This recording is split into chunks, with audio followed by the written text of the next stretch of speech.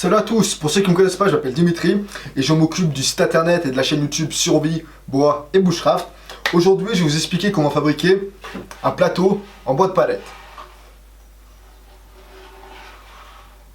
C'est un projet en bois que je trouve plutôt sympa et le plateau aura certainement utilité dans votre maison, dans votre jardin ou même en tant que cadeau si vous avez une personne dans votre entourage qui apprécie les objets en bois plutôt rustiques. Vous pouvez voir ici que j'ai fabriqué plusieurs modèles, plusieurs designs différents de plateaux car je voulais m'amuser et laisser la créativité faire le boulot pour une fois. Dans cette vidéo, je vais vous montrer comment fabriquer ce modèle particulier, mais les deux autres modèles ne sont pas bien plus compliqués.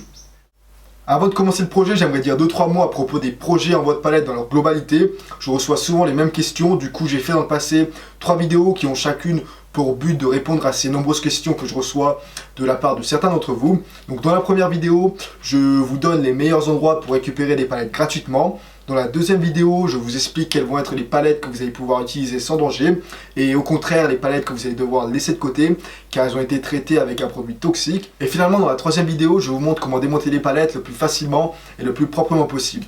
Et avec ces 3 vidéos là, vous devriez normalement avoir les bases pour commencer à travailler avec du bois de palette. Sur ce, assez parlé, rentrons directement dans la fabrication de ces plateaux. La toute première étape va être de s'occuper de la base du plateau, autrement dit du plancher. On aurait pu pour cela prendre une planche déjà toute faite et la couper dans les bonnes dimensions, mais comme on a dit qu'on allait fabriquer ce plateau uniquement à base de bois de palette, alors on ne va pas tricher et on va utiliser du bois de palette jusqu'au bout. Donc pour cela, rien de plus simple, on va utiliser 3 planches de palette qu'on va assembler ensemble de manière à former un panneau qui va servir en tant que base pour le plateau, encore une fois. Donc j'ai ici 3 planches que j'ai récupérées d'une même palette, autrement dit elles vont toutes avoir la même épaisseur et la même largeur. Je vais couper ces 3 planches dans une longueur de 30 cm chacune à la scie à onglet.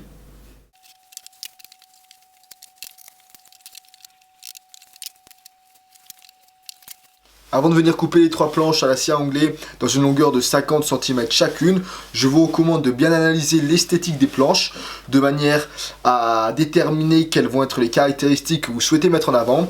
S'il y a des nœuds par exemple que vous trouvez intéressants, alors mettez-les en valeur, ou réciproquement s'il y a des parties un peu contraignantes que vous voulez rejeter, eh bien alors déterminez quelles vont être les sections des planches que vous souhaitez garder et les sections des planches que vous souhaitez rejeter. Regardez également le côté que vous préférez, ainsi que tous les autres paramètres qui vont permettre à votre projet final d'être plus esthétique. Et puis lorsque vous avez tracé les sections de planches que vous souhaitez garder, qui feront la base de votre plateau, n'oubliez pas de les numéroter afin de toujours conserver l'ordre.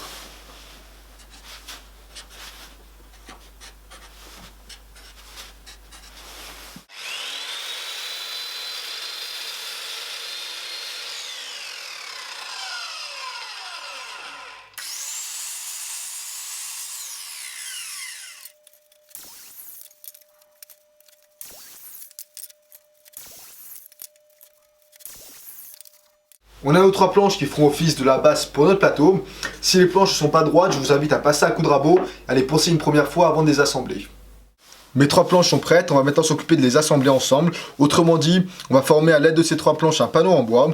Donc, je vais d'abord les remettre dans le bon ordre grâce au numéro. Donc voilà, on est tout bon. Pour former un panneau, il va y avoir plusieurs techniques.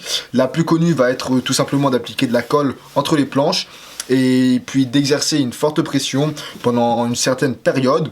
Vous allez également pouvoir employer 2 techniques si vous voulez rendre votre plateau extrêmement solide. Par exemple, en plus d'appliquer de la colle, vous allez pouvoir assembler les 3 planches en utilisant des lamelles qu'on appelle également biscuits. Mais pour un projet comme aujourd'hui, c'est-à-dire un plateau, je peux vous garantir que si on applique de la colle et qu'on exerce une forte pression pendant plusieurs heures, alors ça suffira amplement. Avant d'appliquer la colle, je vous conseille d'avoir tous vos serre-joints sous la main, puisque comme je viens de vous le dire, il va falloir exercer une forte pression. Les serre-joints les plus appropriés lorsque vous souhaitez réaliser un panneau vont être les serre-joints dormants, comme ceci. Mais si vous n'en avez pas, ils ne sont pas indispensables. Allez, appliquons la colle et fabriquons ce panneau.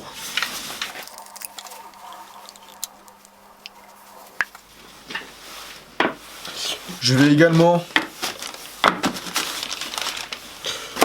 mettre des bouts de bois aux 2 extrémités de manière à lorsque les planches seront collées, on n'aura qu'à mettre ces 2 bouts de bois de cette manière, puis l'on mettra des serre-joints aux 2 extrémités afin de s'assurer que toutes les planches soient au même niveau.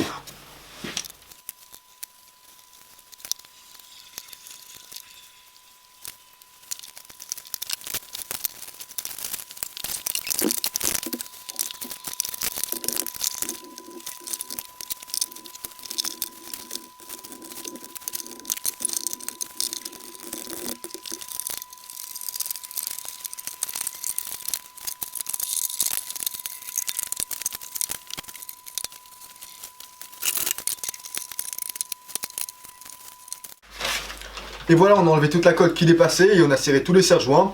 Il va maintenant falloir laisser reposer la colle quelques heures selon la colle que vous utilisez.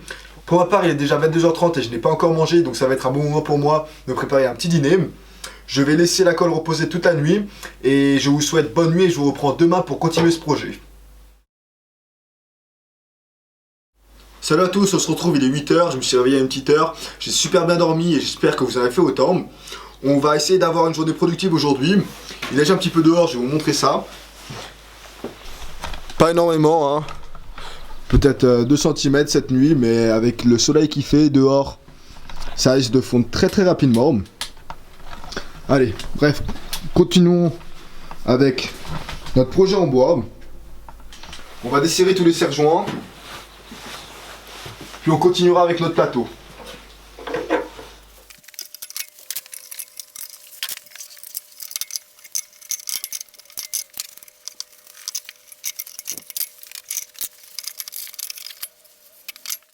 Donc les 3 planches sont bien sécher correctement durant la nuit. On se retrouve avec un panneau qui a les dimensions désirées. Je viens d'ailleurs de passer un petit coup de ponçage pour obtenir un résultat final plus esthétique. On va faire un peu de place. La prochaine étape va être de s'occuper des côtés du plateau. Donc il va y avoir plusieurs possibilités selon le modèle de plateau que vous souhaitez fabriquer. Je vais vous montrer 2 modèles différents. Donc là par exemple, je me suis amusé à prendre dans les 2 extrémités des planches qui ont une plus grande largeur, de manière à obtenir un petit peu de relief avec des angles. Vous allez également pouvoir faire des modèles comme celui-ci. Donc je n'ai pas coupé une poignée à proprement parler, mais j'ai tout simplement coupé un rectangle dans la planche, de manière à pouvoir voir le veinage du bois qui fait la base du plateau. Donc aujourd'hui on va vraiment faire le modèle le plus simple qu'il peut y avoir, mais libre à vous d'innover et de tester différents modèles, ça peut toujours être intéressant. Je vais faire un peu de place, encore une fois. Pour aujourd'hui on va tout simplement... Voilà. On va tout simplement couper des planches dans les bonnes dimensions et on va faire un plateau sans varier la largeur des planches. Puis on fera une poignée à l'intérieur des 2 extrémités qui seront identiques aux poignées de ce modèle. Donc au niveau des matériaux, je vais avoir besoin de 4 sections de planches. Je pense pouvoir obtenir ces 4 sections de planches à l'aide de 2 planches de palette qu'on va recouper dans les bonnes dimensions. Bien évidemment, au niveau des dimensions, vous allez faire selon les dimensions de votre panneau. Pour ma part, comme je l'ai dit, on est sur environ 50 cm de longueur. Donc là, j'ai exactement 49,9 cm. Et au niveau de la largeur, je suis à 28 cm. Donc, je vais d'abord couper 2 sections de planches qui vont faire 50 cm de longueur. Exactement 49,9 cm. Puis on mettra ces 2 sections de planches de cette manière. Sur les 2 côtés, en la longueur du panneau. Concernant les côtés qui feront la largeur du panneau, ça sera un petit peu plus compliqué, puisque je vais devoir les couper dans une dimension de 28 cm de longueur, donc pour respecter la largeur du panneau, mais je vais devoir également prendre en compte l'épaisseur des planches qui seront sur les 2 côtés. Donc là on a une épaisseur de planche d'exactement 2 cm, donc je vais devoir couper 2 sections de planches qui auront une longueur tout d'abord de 28 cm, plus 2 cm puisqu'il y aura l'épaisseur de cette planche, plus encore 2 cm. Donc ça nous fait 28 cm plus 4, c'est égal à 32 cm. Le matin j'ai du mal avec le calcul mental, vous me pardonnerez. Donc pour tout récapituler, on va avoir besoin de couper 2 sections de planches qui auront 49,9 cm de longueur et 2 sections de planches qui auront 32 cm de longueur. Bien entendu, les dimensions que je viens de vous donner concernent uniquement mon panneau, donc ne les reproduisez pas bêtement. Je vous garantis qu'il va falloir mesurer vos propres dimensions, puisque vous savez, les planches de palette n'ont jamais la même largeur, n'ont jamais la même épaisseur. Et puis lorsqu'on vient raboter, lorsqu'on vient poncer, ça enlève toujours un peu d'épaisseur à la planche. Donc faites vraiment selon vos propres dimensions. Allez, on va venir mesurer puis couper à la scie à onglet ces 4 sections de planche, puis on continuera avec notre plateau.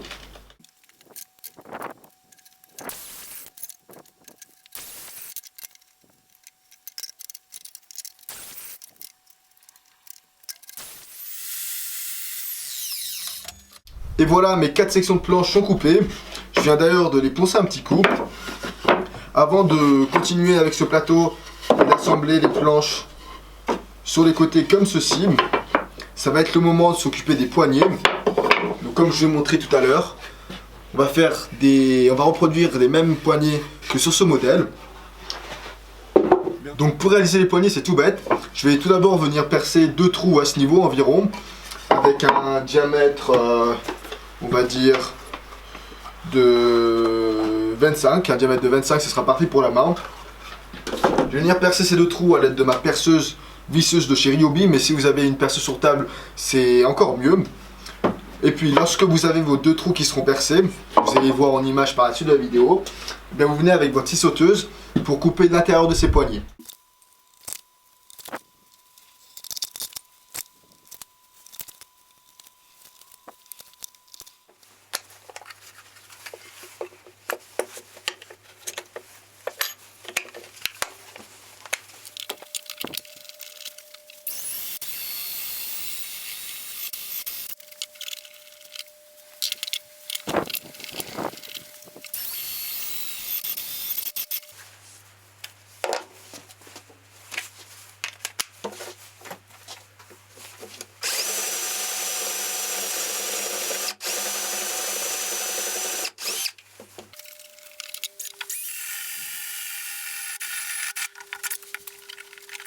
On a percé 2 trous sur chaque planche. Il va falloir maintenant enlever cette partie de manière à avoir une véritable poignée.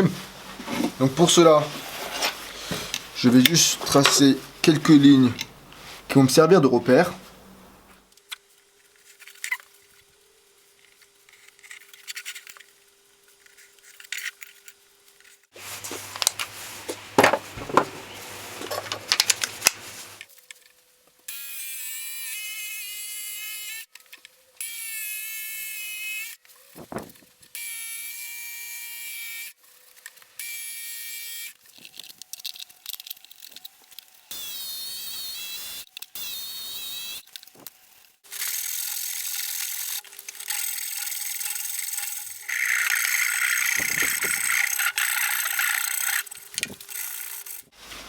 Nos 2 poignées sont terminées. Ça va maintenant être le moment de venir poncer toutes les arêtes, notamment les arêtes des planches qui se trouvent aux extrémités, de manière à ce que ce soit un petit peu plus confortable pour votre main lorsque vous allez venir soulever le plateau. Lorsque toutes les pièces de bois seront poncées selon vos souhaits, alors on s'attaquera à l'assemblage.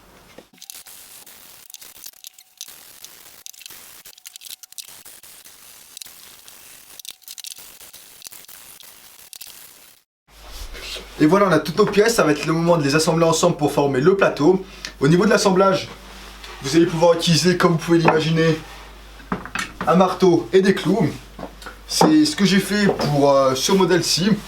Donc, veillez à mettre suffisamment de clous pour que le tout tienne solidement.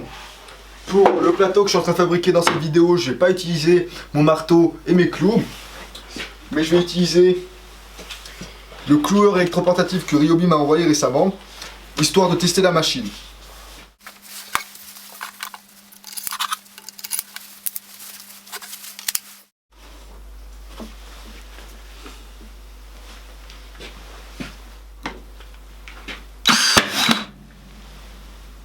Donc le clou n'est pas entré complètement, il reste peut-être 1 mm, c'est pas bien grave, on va le renfoncer avec le marteau par la suite. Mais du coup je vais régler la molette pour que le clou s'enfonce un petit peu plus profondément. Et on va faire l'autre angle.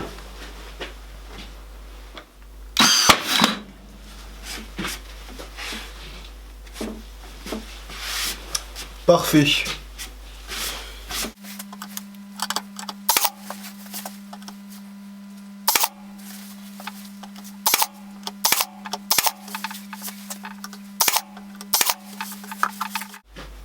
Et voilà, le premier côté est assemblé.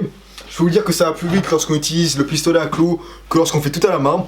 Mais entre nous, je trouve que le marteau a quand même son charme. Allez hop, on va enchaîner avec le deuxième côté. On va essayer de bien positionner. Ça serait bête de faire une erreur à ce stade du projet.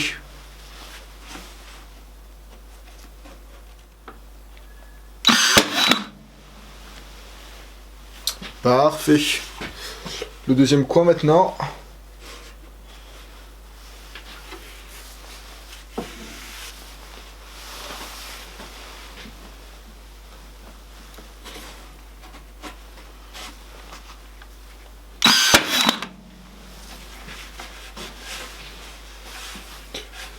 Et on est tout bon. Plus qu'à enchaîner les clous.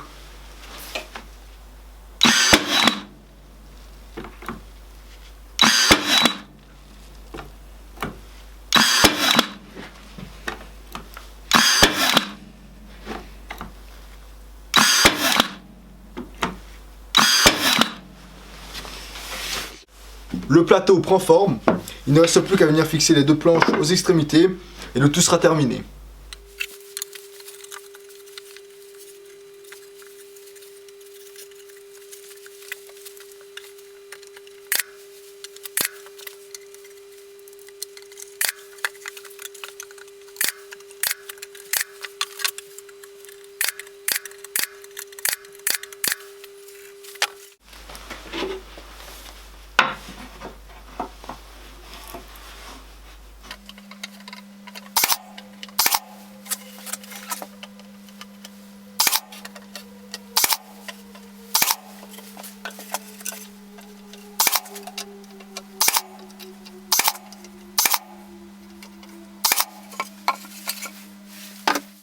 Et voilà, on a terminé avec notre plateau en bois.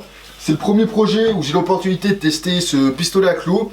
Et je peux vous dire, j'en suis plutôt satisfait, c'est une vraie machine. Bref, retournons avec notre plateau.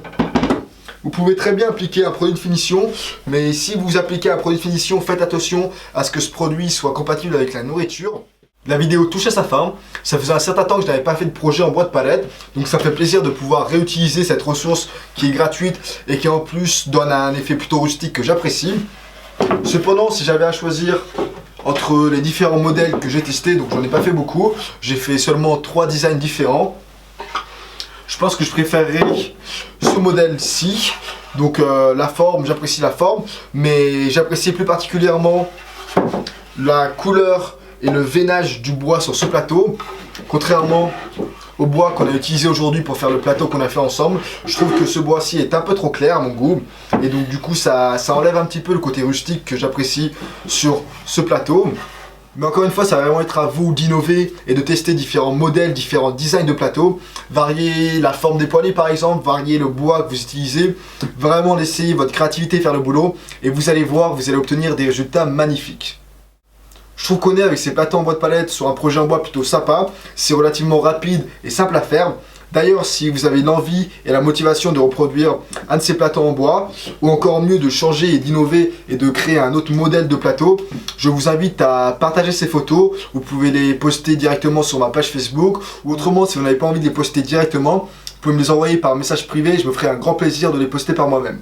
Sur ce, merci à tous et à la prochaine.